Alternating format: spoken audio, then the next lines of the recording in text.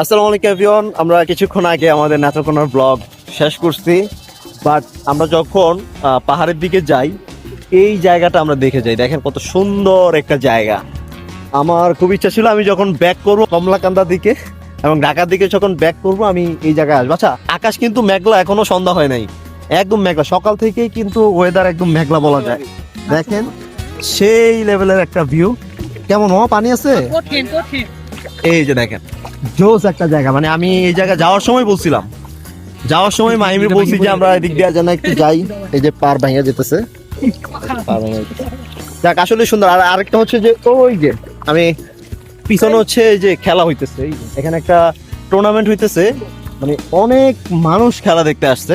মূলত ওইটা দেখেই নামছিলাম, বাট ওইদিকে যাবো না, বেশি ঝামেলা পছন্দ না।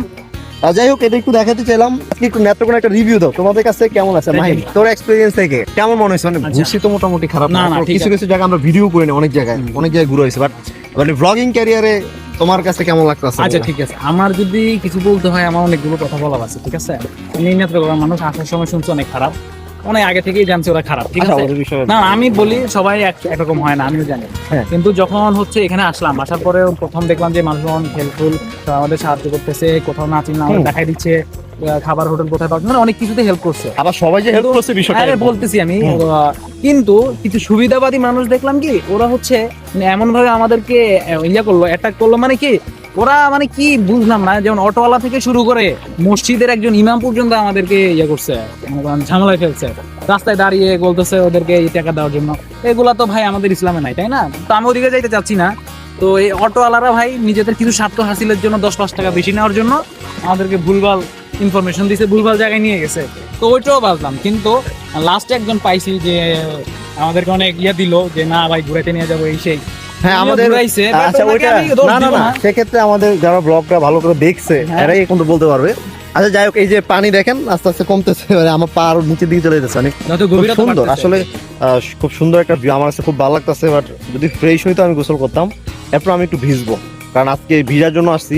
আর বৃষ্টি হইতেছে, অলরেডি বৃষ্টি পড়া শুরু করে দিছে। আর হচ্ছে আমাদের আসলে ঝর্ণাতে যাওয়ার ইচ্ছা ছিল। আমরা যখন কলমাকান্দা যাই, কলমাকান্দা যাওয়ার পরে আমাদের রিক্সা ড্রাইভার অনেক স্বপ্ন দেখাইছে যে আপনারা তো গেলে ঝর্ণায় গোসল করতে পারবেন। আমরা তো পুরাই রেডি।